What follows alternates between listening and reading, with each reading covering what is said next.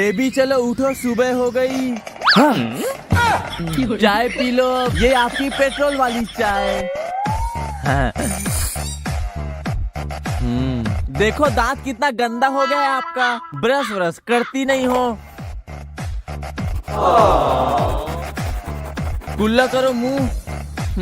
चलो अब मेरे प्यारे प्यारे हाथों से खाना खा लो।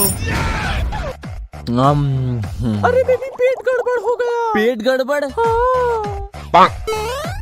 रुको जरा, सब्र करो। हाथों में फोन है पर अल्लाह लिखने का समय नहीं है।